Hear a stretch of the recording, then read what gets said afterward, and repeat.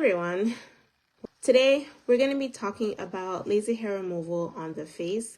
And the reason why I wanted to talk about this today is because I noticed that a lot of you in the Delight MD tribe, when you're coming in, you're asking a lot of questions related to facial hair and how to manage it. So I figured we should just talk about laser hair removal on the face because that's primarily the best option in terms of treating facial hair. Okay, so let's start with when people come in with facial hair.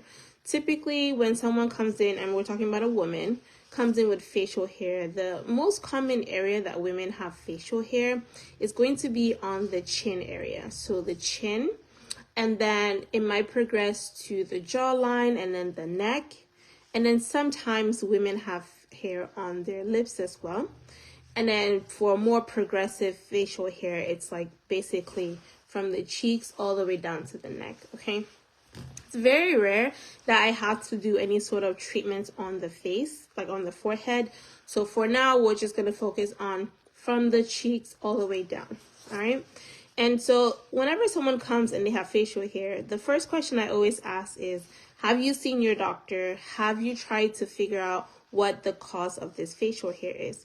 And it's really important to find out because a lot of times women are not naturally supposed to have thick facial hair, okay? And whenever you do have thick facial hair, it means that there's some hormonal cause for the hair. So there's a hormonal variability, and we always have to find out like what's causing it. All right, do you have PCOS? So PCOS, for a lot of my patients, they will present with at least chin, jawline, neck, and if it's really, really bad, then it's like literally from the cheeks all the way down, they will have thick facial hair. All right, and so in that situation, PCOS, which stands for polycystic ovarian syndrome, the ovaries are producing testosterone and testosterone derivatives, and then that is causing you to develop facial hair, amongst other things. Also, it can also cause you to have acne. All right, so that's one thing that we have to look into. And it's really important that before you come in for laser hair removal, you at least have a conversation with your primary care doctor, have some blood work done just to make sure that, you know, they rule out all the reasons why you could have facial hair or hirsutism, okay? And then the other thing that I always mention for a lot of people is that for some people, facial hair or hirsutism is due to insulin resistance. This is the other option, okay? So if you have high insulin resistance, which is like a precursor to... Okay, I'm back. All right. So if it's due to facial hair, if facial hair is due to insulin resistance, then what's going to happen is that your body has high insulin levels. That gets converted into androgens, and androgens can then get converted into testosterone. So in that situation, it's going to be important to make sure you're watching what you're eating. So eating as clean as possible. And we can go into a whole nother topic about how to eat if you have acne or PCOS because it's very specific. So you have to eat healthy. You have to cut out unnecessary carbohydrates. Usually exercise is important. If you have weight to lose, then you have to lose weight. All of those things are going to be important, and I will bring it up during our consultation because if you don't do those things, laser hair removal is not going to work. Okay, laser works primarily when the hormone that's causing the hair to grow in is less. Okay, if you're just relying on the laser to get rid of the hair, in my opinion, it's not really the best. You're not going to have the best results, or you're going to feel like it's not working because the primary problem is the hormone, and then the secondary problem is the facial hair. And so you come to me for the facial hair, and I'll say, we got to work on the primary and the secondary problem in order to have a good outcome. Okay. The third reason why someone might have facial hair, and this is very specific for the chin, is usually in women as they get older. If you're in perimenopause or in menopause, then you can start to develop facial hair specifically on the chin area. And the reason for that is that your estrogen levels at that time are much lower, and so testosterone becomes your predominant hormone, and then you're going to develop that facial hair. Okay, so if it happens in older age, it's hormonal still, but it's because you're in menopause, right? So again, laser is an option in that situation as well. All right, so now you know all the different reasons why you might have facial hair, that's more of a pathology. There are variants of people who have facial hair and it's completely normal for them. So, for example, some people who are of Southeast Asian descent, they have a lot of hair, not just on their face, but on their entire body. And so for them, it's not necessarily, if they have a lot of facial hair, that doesn't mean that there's some major thing going on. It could just be a normal variant for them. Okay, so that's more of a genetic component for facial hair. And so what are you going to do to get rid of it? So a lot of people, they tweeze, which I don't recommend because that causes trauma to the skin. And when you cause any sort of trauma or inflammation, that will leave a dark mark and it can actually lead to scarring as well. Okay. The other thing that some people do is waxing. If you're not prone to ingrowns, then waxing is an option, right? I don't like it, but I'm not going to say it's like not the best option because not everybody can afford laser or not everybody has laser. So waxing is an option. I don't like threading. I prefer shaving, or actually my favorite method of managing hair is just to cut it up, cut the hair. Okay, so there are some like you can use like a little tiny scissors to just cut up the hair so that it's there, but it's not like going into your skin. Because when you actually shave it, it can go into your skin and then that can lead to an ingrown hair. So that's what most people do. But, you know, obviously a lot of people will do this, but it keeps bothering them, right? And so they might really want to just pull it out. And then that's going to lead to complications. That's going to lead to hyperpigmentation if you're a person of color. That's going to lead to scarring, dark marks. And so then you get frustrated and you're like, all right, I need to definitely make sure that I get laser hair removal. And so the way laser works is that it's a machine that creates a wavelength of light, and that light is targeting pigment in the hair follicle, okay?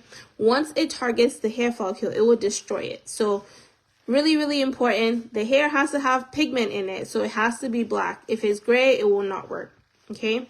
And so reason why we want to do laser hair removal is because one, you want to get the hair to go from thick to thin, because naturally we have hair on our face, but it's super thin and you really can't see it.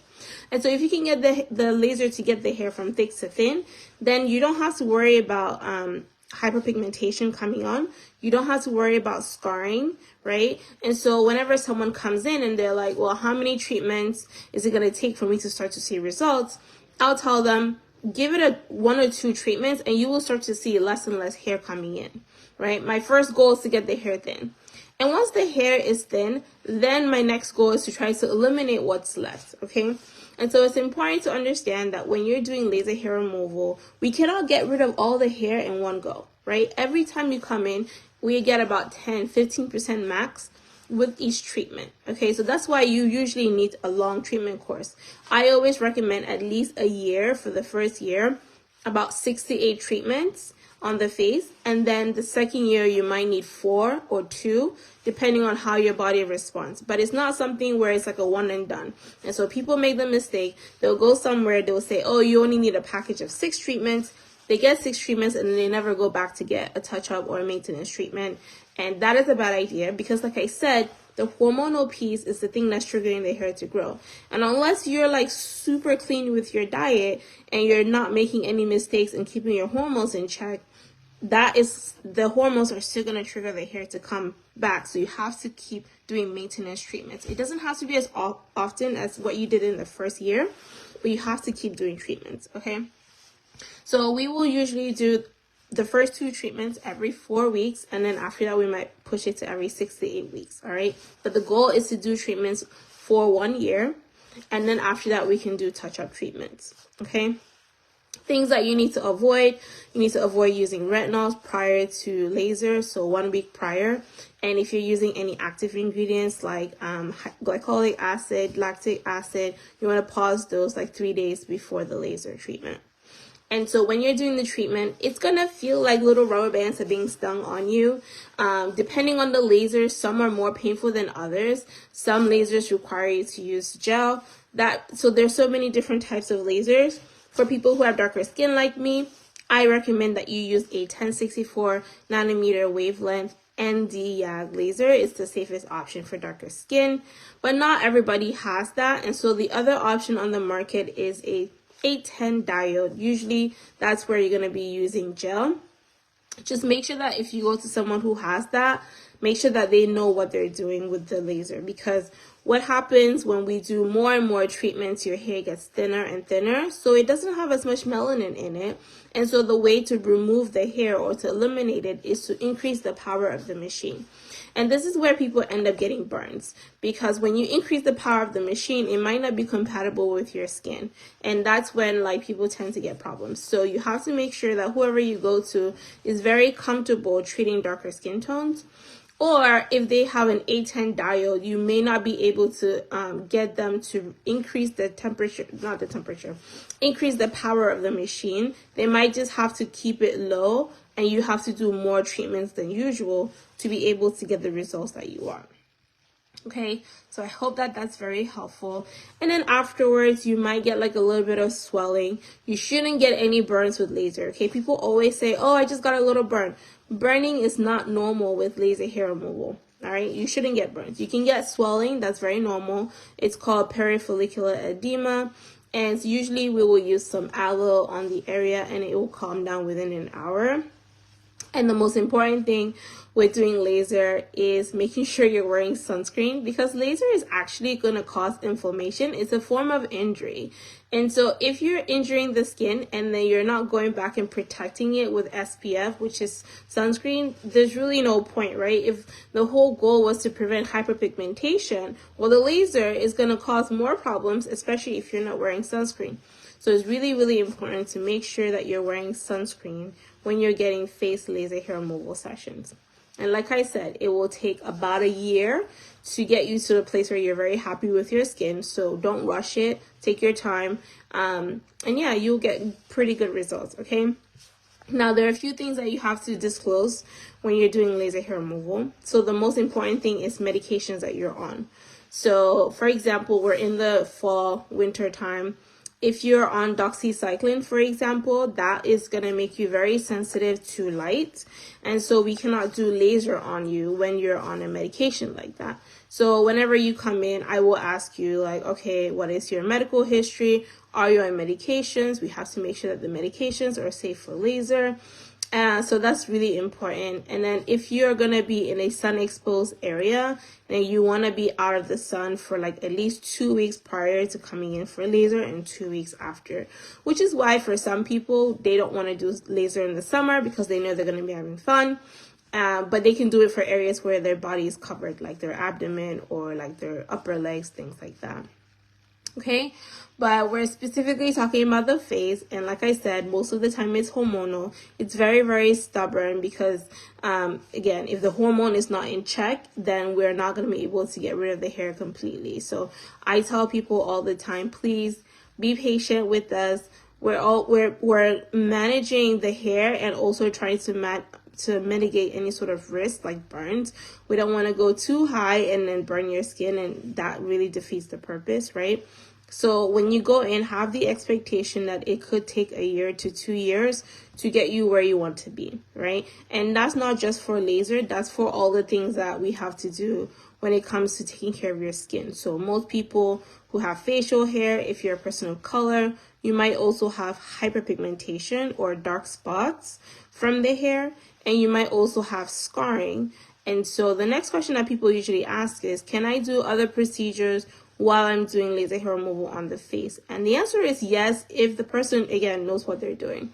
So for me personally, my goal is to get the hair from thick to thin.